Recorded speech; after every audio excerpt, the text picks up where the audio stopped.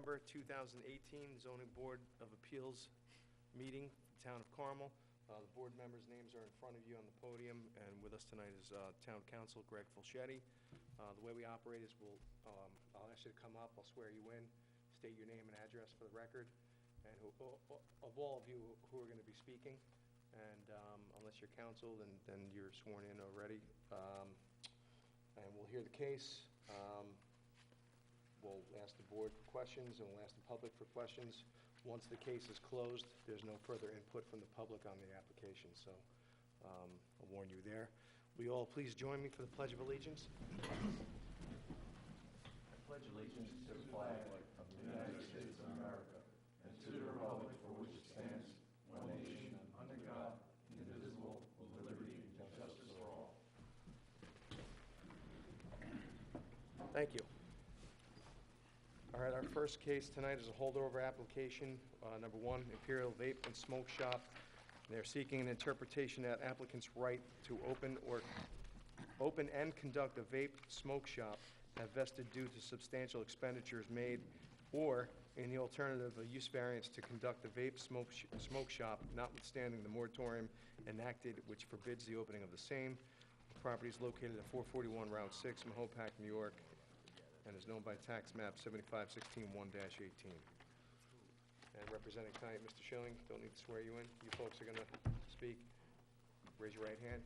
State your name and address for the record. I'm sorry. And you are? Thank you. Both raise your right hand. Swear to tell the truth, the whole truth, and nothing but the truth, so help you God. Thank you. I just want to remind everyone to speak into the microphone. I know our technology is a little lacking today, but it's getting picked up for the minutes, so please speak concisely and clearly as possible. Bill. Good evening. This matter was heard last month. The hearing was closed and then reopened. So I don't want to spend a lot of time, but with your permission, if I could just summarize. Certainly. Please. Have at it. The applicant is Imperial Vape and Smoke Shop, Inc. My two clients are the two principal owners. Nick is the president. They're from the Republic of Georgia, who came to this country in 1999. The property is in a design shopping center pursuant to 15632 of your code. It used to be a music store, a DJ store. It consists of 700 square feet. I've given you the floor plan previously. It's one big open space, 700 square feet. There are no partitions, there are no petitions, there are no interior walls. Just one big 700 square foot space. As the chairman read, we're seeking interpretation that my client's rights to conduct this shop have vested due to the substantial expenditures they made prior to the imposition of the moratorium. Subsequent to the hearing, I provided this board a summary of expenses incurred by my client. They'll speak to them tonight. Any inquiries you have will be addressed tonight. But they total approximately $75,000. And again, the summary is here. I wish I could have blown it up further, but I'll pass it. And you have it as your submission this evening. This shop, in my opinion, was in existence and in operation at the time of the moratorium due to the doctrine of vesting. They spent all this money prior to the imposition of the moratorium. If the board is not comfortable going in that direction, I ask you to consider use variance. The use variance is to permit this operation of a smoke shop, notwithstanding the moratorium, which for at least presently forbids that use. In support, we've submitted to you the affidavit of Nick, we've submitted a memorandum of law, we submitted the floor plan, and then again, at the board's request, we've submitted 48 items of expenses which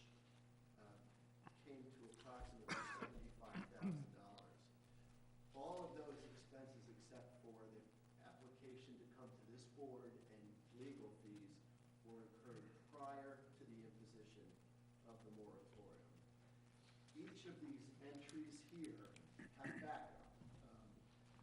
Dawn felt that the backup, which was voluminous, would be better to be with her and at your disposal should you. Just so you know, she gave it to us in email, so we did see it. I thought she said she was just going to leave the big package here. Well, good, I'm glad you have it. No, she emailed it. No, we And I do want to stress that my client is prepared to talk about any entry that you find questionable in these expenditures. The facts, very, very quickly, is that the property is in a commercial shopping center. My client started the process back in January of 2018. There's a timeline here of what they spent and when they spent it, all starting in the winter of 2018. They started the incorporation process in April. They signed the lease in April. They paid the rent and the security deposit in April. They painted, they cleaned, they bought shelving. They hired employees. They started advertising. They purchased signage. They purchased cabinets. All are reflected in the summary statement, which you have and you have here this evening. They advertised significantly. They purchased inventory. And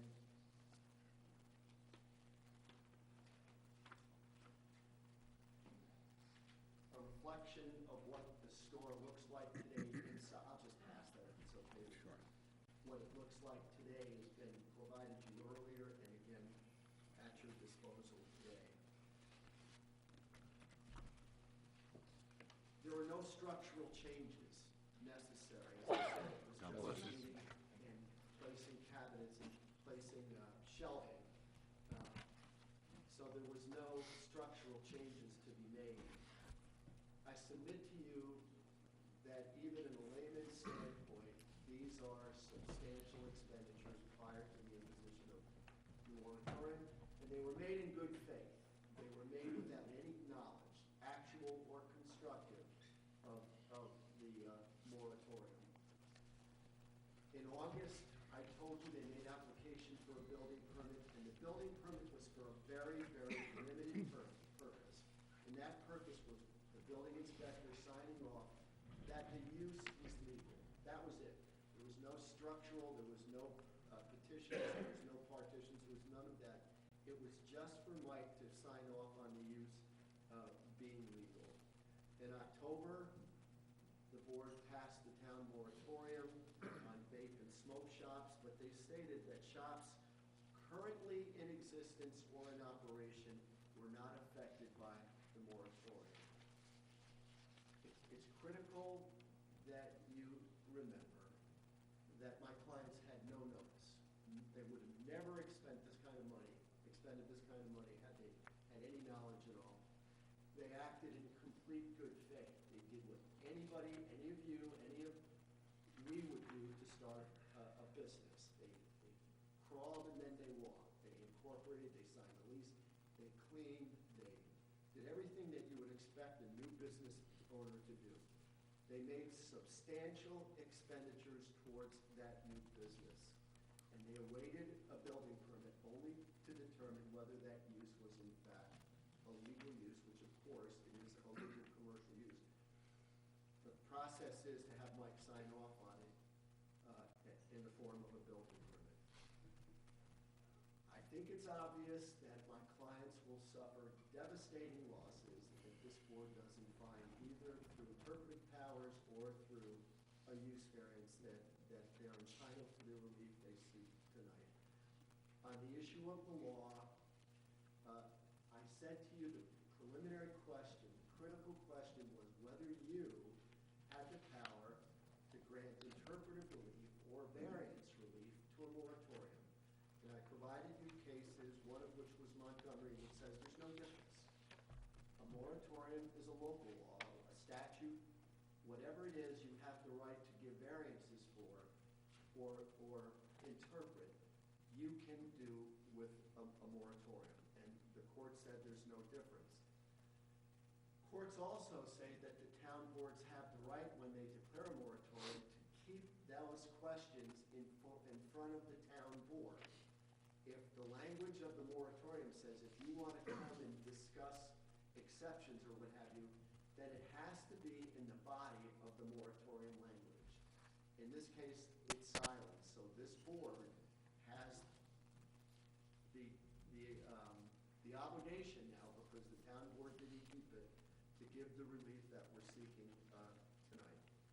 156, 55, and 1A and B provide you have the right to give variances or to interpret the code. With regard to the interpretation, I've told you that the moratorium applies to, does not apply to shops in operation or in existence at the time of the moratorium. The equitable doctrine of vesting tries to prevent situations just like this, where people put all kinds of money in anticipation of opening a business, only to find that at a later point, the town board issues a moratorium. That is what vesting is. The case that I sent to you, which was called Elegate, says whether an owner of the premises containing a non-conforming use has undertaken substantial expenditures prior to the effective date of the moratorium. Vesting occurs when an owner of premises containing a non-conforming use has undertaken substantial expenditures before the effective date of the moratorium. I mean, this is spot on. This is exactly what happened here.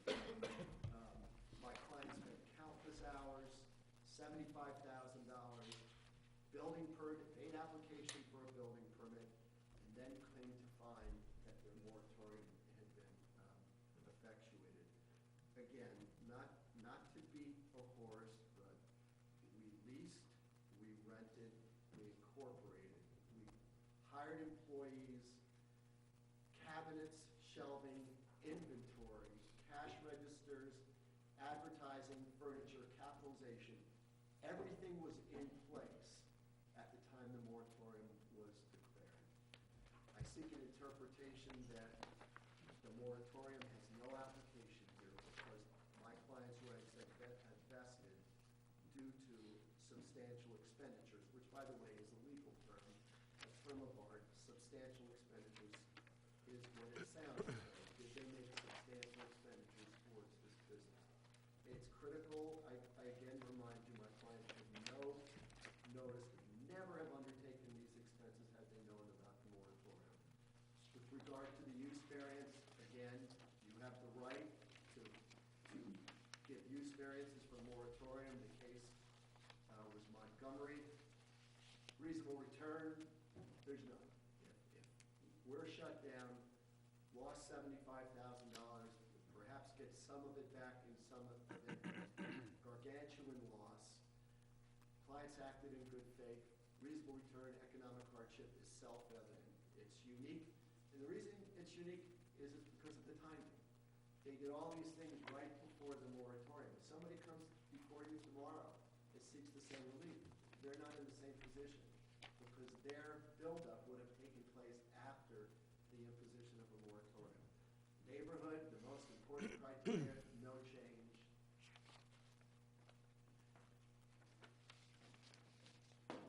This is what the store outside looks like now. It fits in well with the surrounding stores. There's no change in the neighborhood. And the hardship wasn't self-created, and I've gone through that issue as well.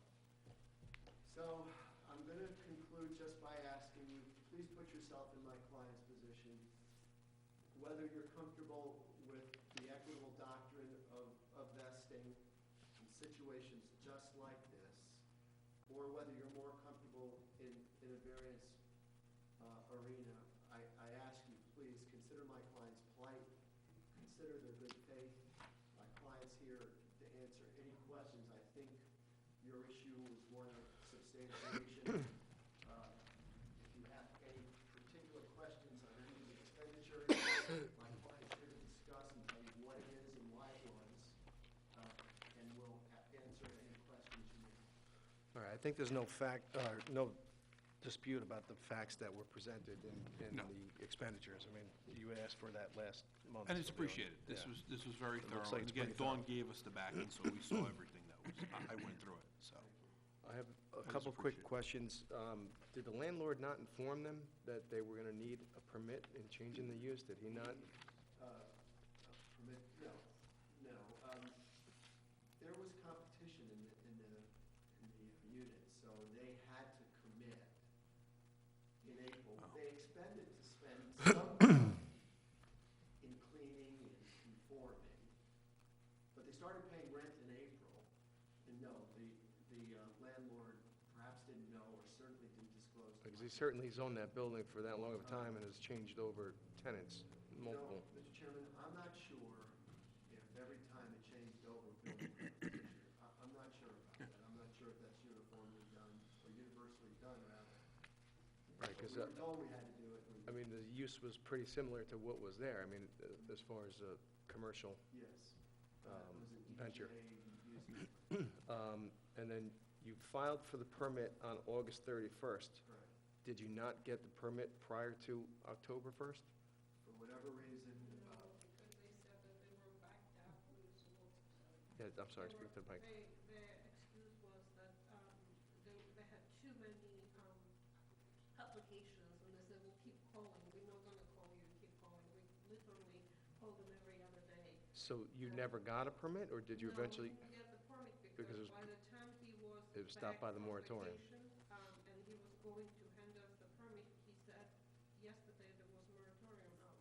So literally the day after he got the moratorium, as a matter of fact, he didn't have a moratorium when I came to pick up thinking that we were picking up the permit. He was told that you can't issue the permit because of the moratorium. He had to come downstairs somewhere in this building and get the moratorium reading because he didn't have chance to read himself. Do you have any proof of what date it was filed? Is there like an application that was filed that, I believe so. because unfortunately Mike is not here to verify and Right. confirm that, I but, think I had a copy of the filing document at some point we submitted. I'll take a look. or at least a canceled check or receipt or, It was stamped on the application. When they returned the application to us, it was stamped on okay. Do you, building inspector. that which you obviously don't have, or you don't have a copy of it? I'm looking to see if it's in the packet. I'll let you know. that it was in the later part. Oh, actually. It was in the packet, Bill? It was in the packet, right? Yeah, I gotta find it. Oh, you have it? Yeah, can I provide it to you? Sure. Yes. Thank you.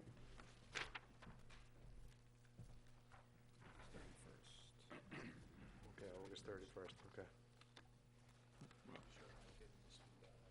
Yeah. Yeah, no, I think he would have if that was the case, but I didn't think of that last month when it just came to me, so. Okay, I'll open up to the board for any questions. John, anything down here? I have, you were ready to open up the doors for this business on what day exactly? Were you ready to do that? We basically filed the permit for a reason that we didn't do the renovations, not the renovation that if you do renovation, you don't get the permit for interior renovations. Right. So for that, simply that there was nothing structural, no mechanical, no plumbing, no electrical, there was no permit that would generally require architectural permit per se. And then Right, painting right. walls usually doesn't require permits. For that reason, we filed last, they requested that we should file. John, anything further? Rose? No questions. Do you have any photographs of what it looked like prior to you gaining access? Inside, Yes. I do, but I have my cell phone in the car. Why don't you describe to him? Can I go? Sure. Yeah, I'll continue with the board members. Bill, do you have any questions? No, I mean, thank you, Bill, again, you're satisfied with what I wanted to say, so. Okay, let's just, we'll wait a couple seconds. Can I see the permit one more time?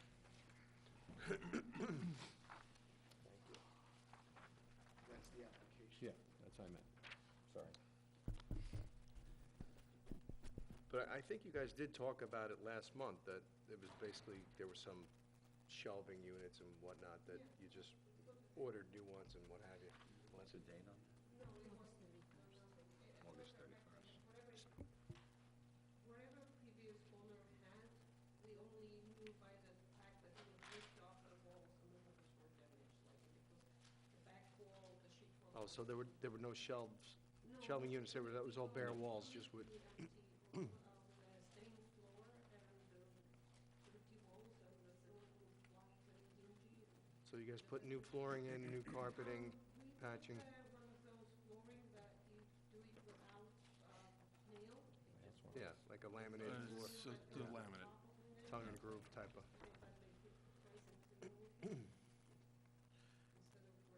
And John, if you look at the receipts, I mean, they were buying displays in June. Yep. You can see it.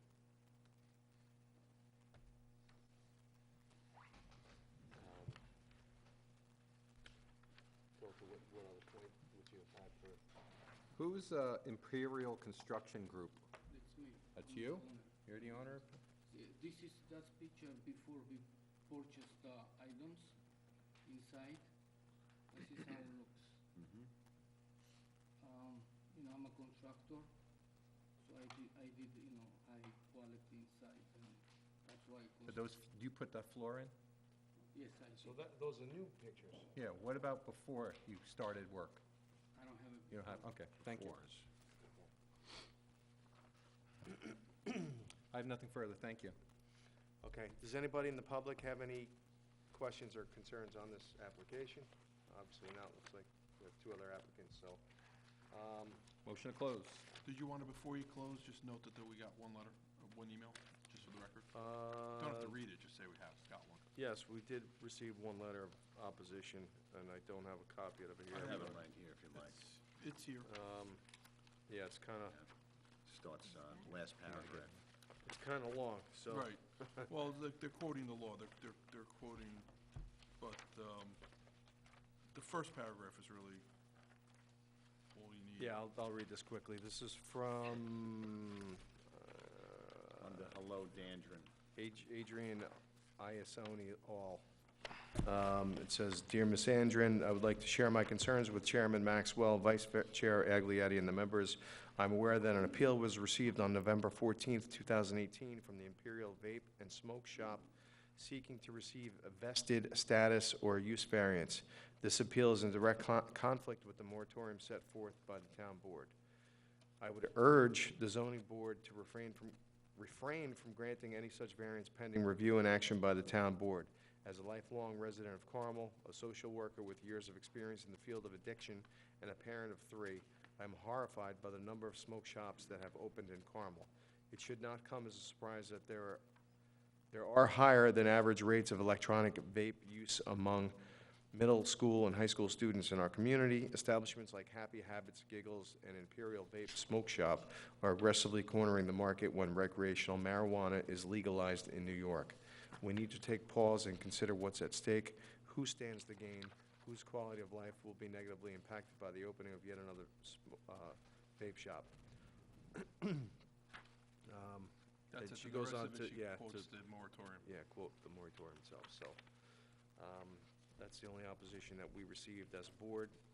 Without any public input, I'll look for a motion to close the hearing. Motion to close. Second, all in favor? Aye. Okay, thank you. Thank you. Good night. You too. Thanks, Bill. You too.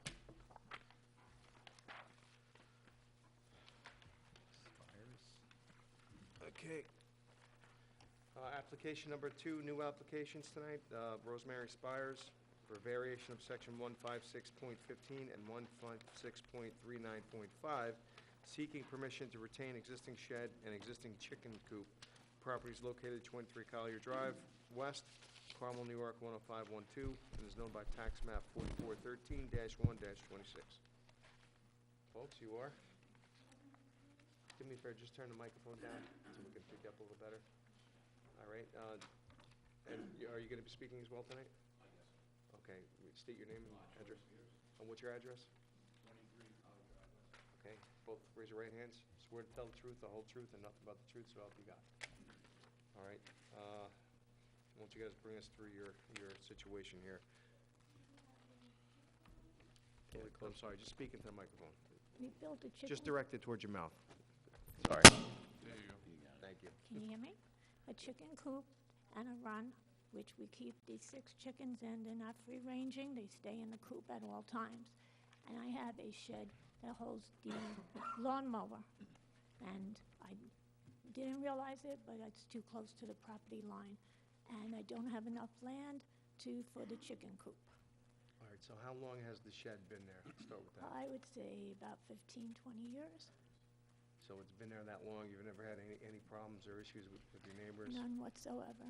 Nobody's had concerns about it. I was just up there before the meeting, and it looks like it's in pretty decent shape for a shed that old. I don't know if anyone else got up there, but it looks like it's screened pretty well in the back. There's another road behind, so it doesn't affect anybody behind. The only person it affects is the people to the right. Right. And are you, And I spoke to them, and they said they were fine with both of them. they have no issues? They had no issues. Okay. The chicken coop is kind of a tough one, because you're like 2/3 of a variance that would be needed here. Do any neighbors have any issues with the chickens and, Not that I'm aware of. okay? Nobody rang my bell.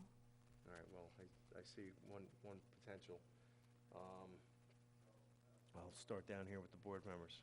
Mark, any questions, concerns? Since the summer. What the problem was is we had 2 roosters.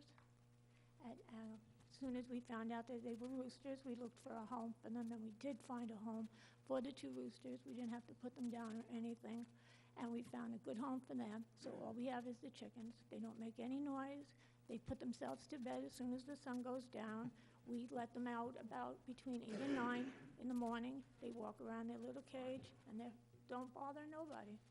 Oh, so they stay in the cage? They not stay in their the cage at all actual times. pens? They're never on the property, and they're never, All right, did you not know that you needed a permit for that? I mean, No. it's pretty widely publicized in the newspapers a couple years ago. Okay. You're just using them to lay eggs for you? yep, that's it. Okay. It's a lot of work for a dozen eggs. Bill? Why'd you have the roosters? When you buy the chickens, you get the little chickens, and you can't tell their sexes until they grow up a little. And you got them in June? You had them in, Yeah. that's when you started? Pretty much. And the coop is just like a little fencing around and No, it has a roof, it has siding, it has, Screening on it. it has a windbreaker. I know, but what is that made of? I was looking at it It's like, wood and chicken coop wire, and then on the outside of that, there's plastic, so that the wind doesn't blow in. and you And have there's how, a roof on it, and you have how many? 6. I have nothing further, thank you. So you had the 2 roosters. How did you know that you weren't allowed to have roosters? They were cockadoodling, so we figured they had to go because they, Yeah. Because there's been a lot of press about us not allowing chickens. There's been a lot in the newspapers about how we only had 1 acre zoning. no, I wasn't aware of it, tell you the truth. We went to the tractor store, saw the chickens, they were cute. We purchased them, then we had to buy a coop, then we had to buy the fencing, and it came into a big deal for a dozen eggs. Sounds like it's easier to go to the store. Very much, and it's much cheaper too, between the food and the hay and the cleaning of the thing. It's a lot of work. Much cheaper. Don't recommend it at all. Don't recommend it. No. And now with all this commotion, I definitely don't recommend it. Rose, that's all you have? That's it. Well, in addition to the coop, on your property, is there other fencing to prohibit any access or egress of other No. animals coming in, There's like a fence fox or on one coyote? side, You have fence on one side? a fence on one side, but we have a fence around the chicken coop Right. to permit the animal, nothing could get in. How big is the area for the chicken coop? How big is the chicken coop itself? Yeah. Like 10 by 10, I was just up there. 8 by 12. Thank you. The chicken coop has a roof. Yes, and it has 4 signs. yes, And you let the chickens out, right? Once a day. in the morning. What prevents them from going into the street? They're Anything? locked in. They're locked in there. Oh, they're locked in. Oh, you let them out No, into they that, have, to that a 8 unit by that 12? they sleep in. Okay. Okay, the unit's here. You That's open in the the- door, in and the- they have an area. In the to run. In the run has their bed, their So housing. they're confined. They're confined, much, they yeah. cannot get out there. They're There's- locked in the house And at there's a night. lock on the door to get into the Yes. chicken coop, so none of the Padlock on it. children Padlock. in the neighborhood could go in there and open the door and let them out while they're not home or anything like that, or the neighbors. And you haven't had any fox or coyotes dig No. under that fence? Nothing. Nothing. No, we have, on top of the dirt, we put screening, so they can't dig through. How are the eggs?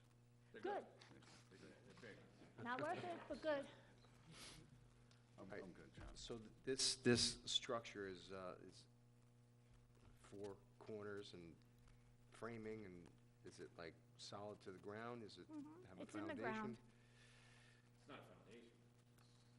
It's in the ground. They dug holes and they put the sticks in the ground. And not having Mike here, I don't know if was he out there to see the property, do you know? No, Dennis was. Dennis. I don't know if we would construe this as a structure, Greg, almost like a shed. Is that different? It would be within, All right, yeah, so you guys didn't get a permit, No, okay? Yeah. No, I know it's tarp, but it's gotta be 4 corners solid enough to support that framing for the roof. Looks like it's that that little corrugated. plastic thing. Yeah,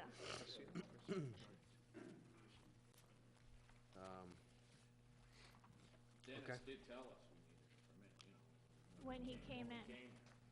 Right, God bless you, did he require any drawings to be submitted, or simple No, sketches, no or? drawings, Okay, just the photos, and then I put it on the I thought he would survey. be here. okay. Any further questions from the board? No, this is a significant variance, though, considering the 2/3. zoning.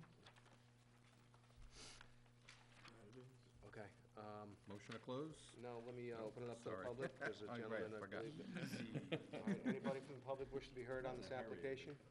Step up, please. State your name and address for the record. And please speak into the microphone. Hello. My name is Carl Heine. I live next door. All right, I can you have here- raise your right hand? Swear to tell the truth, the whole truth, nothing but the truth, so help you God. I do. Thank you.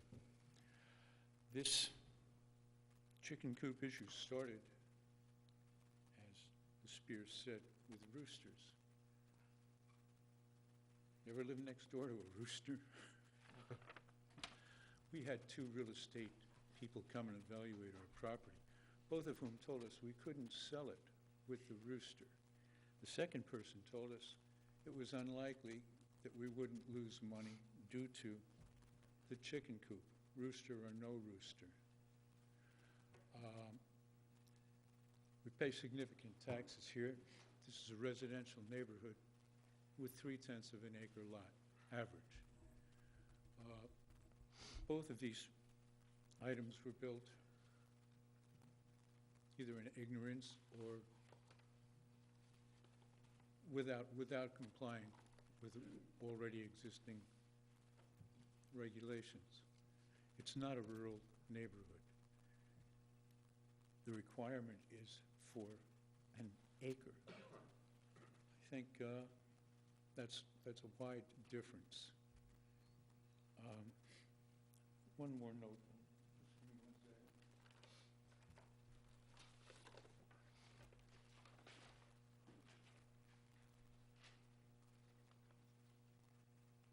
The second real estate agent referred to this chicken coop as a plastic-covered shantytown slum and said that it would cost us significant money when we sold our house.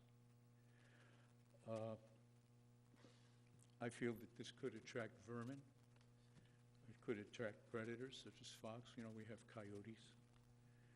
And it hurts us in terms of values.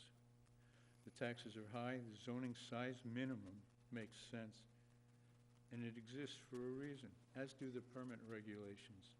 I feel they should be enforced. Thank you. Thank you. And you're the neighbor on the immediate right-hand side? As you face their house, I'm on the left. I'm Wow, not, okay, so you're on the other side. I'm not the, Okay. I'll show you exactly how far away. I was up there this afternoon, so the houses are pretty equidistant from one another, so. Okay, there it is. Care to see it? Notice the deck that may or may not be code, may not make, I don't know. This is taken from your property. That's correct. That's what you see on my deck.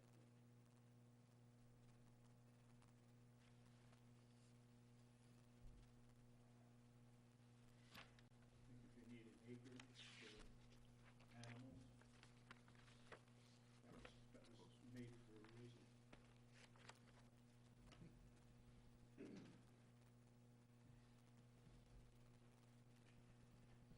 Okay. Thank you. Duly noted. Anyone else in the public wish to be heard on this application? I'll look for a motion to close the public hearing. Motion to close. Do I have a second? Second. All in favor? Aye. Thank you, folks. All right, last application this evening is Rick Romash. Romash? Sorry about that. No, please. On my life. For a variation of Section 15615 and a use variance seeking permission to convert existing one residential and two commercial building to a two residential and one commercial building. Property is located at 19 Fair Street, Carmel, New York, 10512, and is known by tax map 44.14-1-47.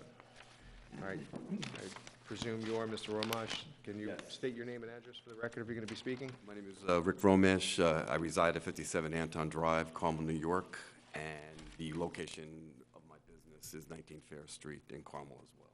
All right, Joel, state your name and address for the record, please. Yes, Joel Greenberg, the architect, 2 Musket Road, North Mahopac, New York. Will you both raise your right hands, please? Swear to tell the truth, the whole truth, and nothing but the truth, so help you God. I do. All right, thank you. All right, Joel, bring us through. Yes, well,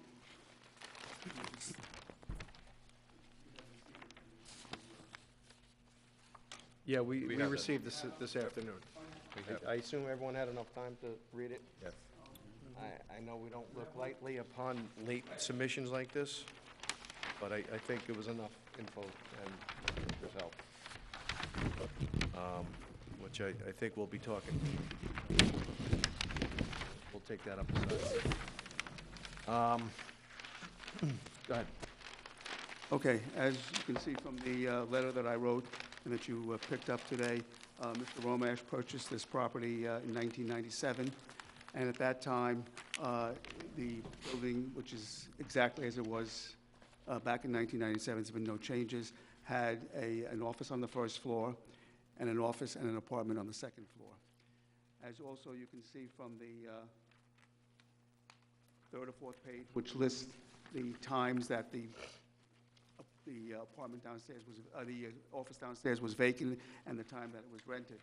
So basically, for 59 months, it has been vacant, and the most recent vacancy was for a period of 24 months, which is still is vacant. So it started from January 1st, 2017, and it's still vacant as of today.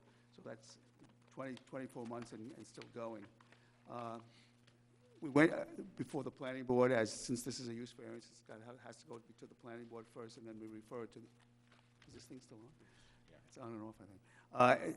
Oh, it's back on. Anyway, so we had to go to the planning board, and then it was then referred to this particular board.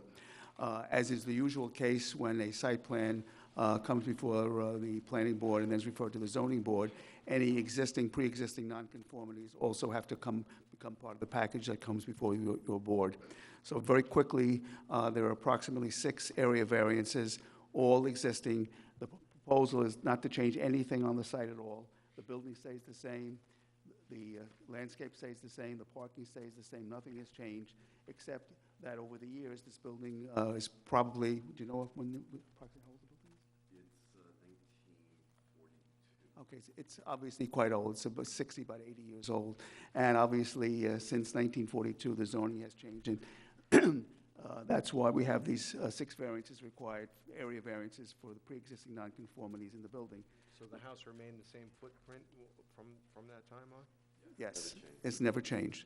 And it is, if you've been to the site, you'll see that as you go up and down 52, Route 6, Fair Street, you'll see that these buildings are similar in architecture. Most of them are 2-story buildings. Some have, and as you'll see in the pictures, which I'll show you a little bit later, some have offices and apartments, some have only offices, and others only have apartments.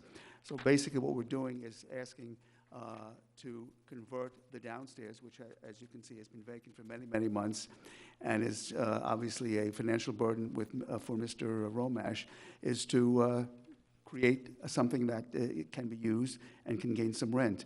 As you can see from the last page on the package I sent you, a person has come forward, would like to develop a childcare facility in this apartment if the use variance is granted. Now, the reason the childcare has to be has to be in a residential unit is because that's what the state code says. This was reviewed. Whoops, there we go again. This was reviewed by Mike Carnazza before we went to the planning board, and he confirmed that, in fact, this type of childcare, it's not a daycare center, it's childcare, which means you can only have up to 12 children, and the person that is running the daycare must live in the apartment. And that's why the code says that. If once you get to a daycare, the rules and regulations become much more difficult and virtually impossible as far as financially if you had to convert this to a daycare center. But let's just go over quickly, very quickly, the criteria for both the use and the area variances. Starting with the area variances, obviously there'll be no undesirable change to the neighborhood because the building is staying the same, nothing is changing. Excuse me. If you've been to the site, it's very, oh my gosh. You've been to the site, it's very well kept, and it will obviously continue to be kept that way, as is most of the properties along Fair Street and 52 and Route 6. Obviously, these are all pre-existing conditions, the 6 variances, and they've existed for obviously decades and decades. And obviously, as the zoning changed in these areas, that's how the pre-existing nonconformities develop. Now, some of them may seem substantial, but again, they've been that way for decades. Most of the buildings, as you'll see in the pictures, which I'll show you in a few minutes, most of the buildings in this area are on non-conforming lots because the code now requires 40,000 square feet in this commercial zone, and I would doubt if any of these buildings are even closer. Maybe the only one might be the post office. There obviously, since there's no change to the site or the building, there will be no environmental effects on the property at all. Again, the last criteria for area variance is whether the hardship is self-created. The building has been there, again, since the 40s, and as the zoning changed, the nonconformities started growing and growing and growing. And again, they're all pre-existing nonconformities. Nothing has changed. We're not changing anything to the site, anything to the building, no windows. Everything will remain just as you've seen it if you've been out to the site. Now to go to the criteria for a use variance. First of all, is the owner deprived of economic feasibility for that unit? The answer is yes. As you can see from the next to the last page, there's been at least 59 months of no rent, 24 months, and still going as of the last 2 years. So the place has been dark with nobody occupying it and no rent coming in for that particular unit. The hardship, is it unique? Because the proposed child care can only be created, as I mentioned, in a residential unit. Again, as I'll show you in the pictures, in fact, maybe show it right now.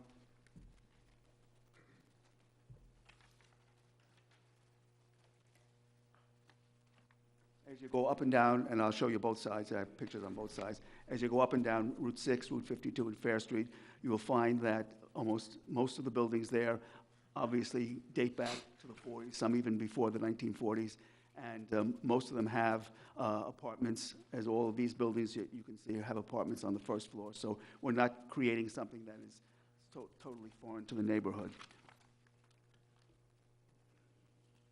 And of course, since we're not changing the site or the building, there obviously will be no essential character change to the neighborhood itself. Of course, the buildings will not be altered. And again, the last criteria is the hardship is not self-created, because again, the situation has been made, and his attempts to rent this space over the years has been futile. There's also a contract from a real estate agent showing that they've tried to rent it to no avail. So I think basically what we're doing is we're taking a dark, I call it dark because it's not lit, but this space, which has been vacant for quite some time, and making a use out of it. We're also getting another business into the neighborhood, which is good. As you can see, the childcare person is willing to sign a 5-year lease with a 5-year option. Obviously, if it's successful after 5 years, it'll probably be successful more than 10 years. Unfortunately, due to economic conditions, childcare is very important these days, both parents working, and so childcare is something that is needed. And I don't know of any childcare or daycare centers that have failed, because they're all needed, and the ones that are run well are there to stay for a very long time. So Joe, the prospective tenant for the childcare, does she plan to have that many children? No. That's the max. Because The code, say right. the floor plan seems kind of No, tight for that. obviously, I'm just telling you what the code says. New York State code says childcare allows up to 12 children, but the person that's running it must live in that apartment. So, yeah, Should it not obviously. be based on square footage Right, still? no, it's not. Ratio? No, but You could obviously, have a because. 500 square foot. The state. Just so you, to allay your fears, the state has already been down to this particular facility, because we wanted to tell the board whether or not the state. She's a licensed childcare provider? Correct, and number one, and number two, the state has been down there and has certified the space for childcare. And again, the only thing that left now is to get the variance so that it becomes a residential unit instead of office. I presume you'll have all the fire Oh, yeah, codes I up mean, to date, smoke detectors, fire extinguishers. again, obviously, the town has a building inspector, fire inspector, but the state, again, as you, I'm sure all of you know, the state is very, very particular about children. Of course. And again, it was inspected, and then once, if the variances are granted, and once she moves in, before any children can be there, it will be inspected again to make sure all of the criteria and safety measures are taken into account. Board members, John, any questions? How many vehicle spaces are on that property? How many cars can you park out there?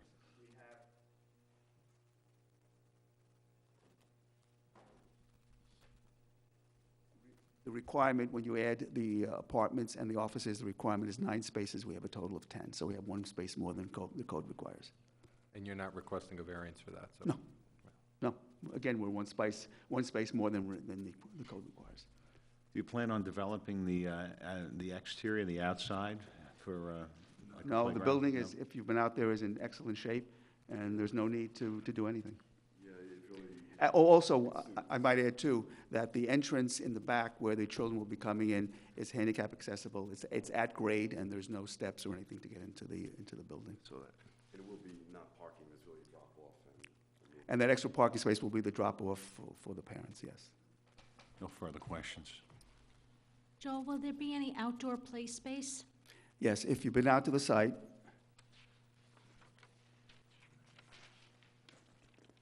again, if, as you can see here, the parking ends over here, and almost half the site is perfectly level, so there will be plenty of area in the back, which obviously will be fenced in for a play area for the children. But there is more than adequate space. As you can see, it's almost half the site. It's a lawn area now, if you've been out to the site. in this picture, there's a multicolored wall of some sort. Is that something? That's the back wall that we had to put in. That has nothing to do with the childcare currently, right?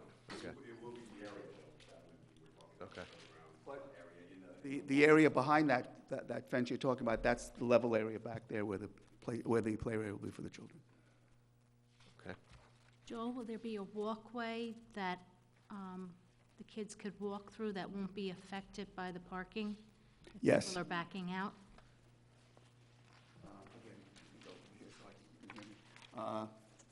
It's a good question, and it's, again, the area back over here is where where the children will be entering over here. This will be the drop-off for the parents. And this area along here, there'll be a walk that will be able to get them from the building to the play area without walking into the aisle where the cars will be backing out. Will it be fenced or something so that, Again, we have to go back to the planning board for site plan approval if they feel that we certainly can do My that. understanding there will be cones put to allow parents Well- to get the child into the door area. No, Rosemary's, no, she's talking about how the kids get from here to here, so Yeah. there will be a walk, and, actually, that's probably a good idea to fence it in so there's a barrier, so the cars know where to stop and the children know where to stop. exactly? I agree.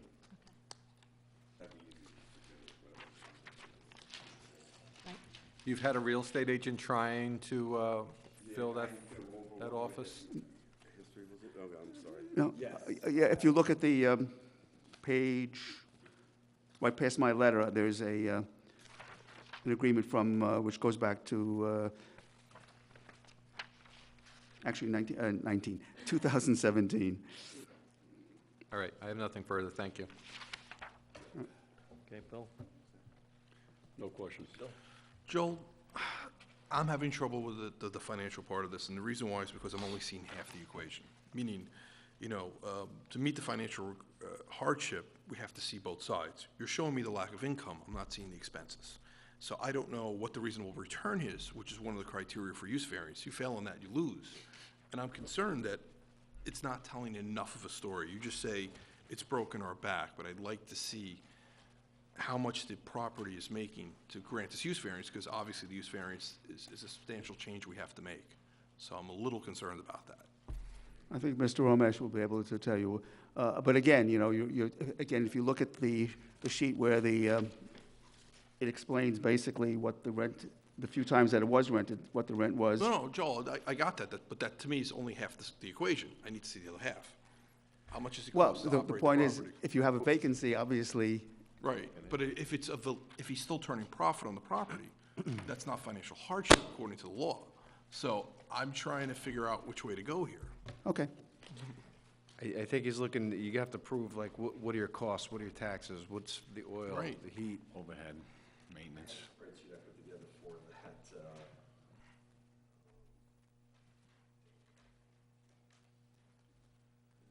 Anyway, can I know in my head. Well, so why don't you just tell the board?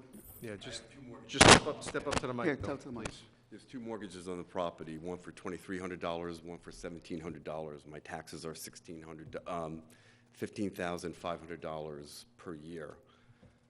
I have the other, the electric and property maintenance, snow plowing and the likes for at least $3,000 or $4,000 in there. In the unit that's dark, the one we're talking about, I have to pay $200 to $350 per month on electric to keep the pipes from freezing. All these things I had on a spreadsheet, and I apologize. So the cost of the property is in around the $30-some-odd thousand area is what the cost was. My business is in the second floor in a small accounting services business, which has been supporting the building and breaking my back. I have a tenant, residential tenant that pays $1,600 a month. This unit has, if it ever gets rented, is $1,600 to $1,800 a month. So right there, you're looking at, what, $3,200 for just those two units. And Expenses per month. Your income is the cost was about $38,000 for the entire building. So while this is dark, it's my unit, it's not really my unit, it's my business, has to fork over what's difference between the $1,600, which is only my tenant. The residential was always a good rentable space for about, its history has been $1,200. I've upgraded it to now it's about $1,600 I'm getting for that. I think what they want to know is how much you have to put in to make. I've been putting in $4,000 minimum a month to support the building. So in essence, that my smallest space on the second floor is paying $4,000 a month rent to support this building.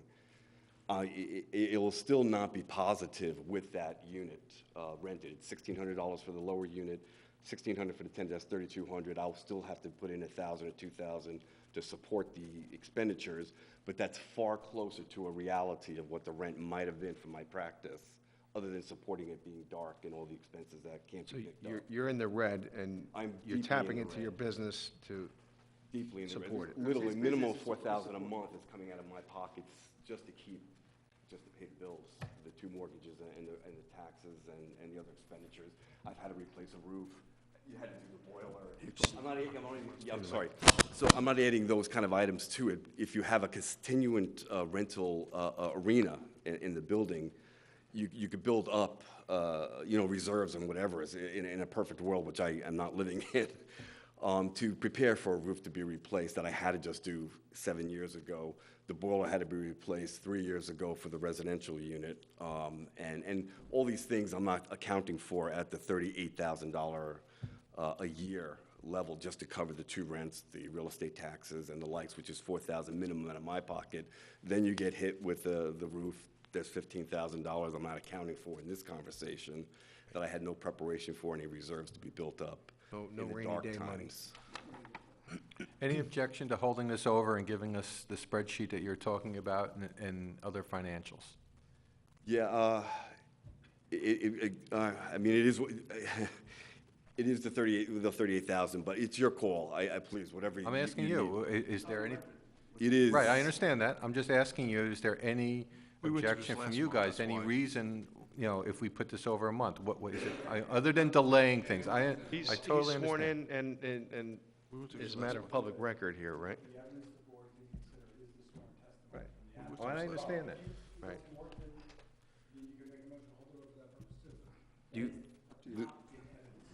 Are you on the agenda for the planning board currently? On for the second Wednesday of January, okay. All right, I think we'll take your testimony to your word. Anybody have And- adversity to that? You're a numbers guy, you like to see black and white. Yeah, I like to see but the black and white. hearing it But I'm from just the- one board Hearing it member. from the horse's mouth. I understand, but I I'm mean, one board member. Can I make a proposal to satisfy both you and? No, I'm not, I'm just brought it up there. I'm satisfied with Oh, it, with okay. his testimony. I'm just, I may Fine, not now be, but it's- again, I'm just one board member, so that's fine. If the board sees fit to approve this tonight, why don't we make it subject to what Mr. Romesh said and have it submitted to you in writing? You can That make a way- motion. That way You'll see, you'll is that that way better you'll than have it, that, huh? you'll have it on the record, and you'll have it in the file. I was gonna say, Okay, you can't do- I would agree to that, that would be helpful. Yeah, you can't, no.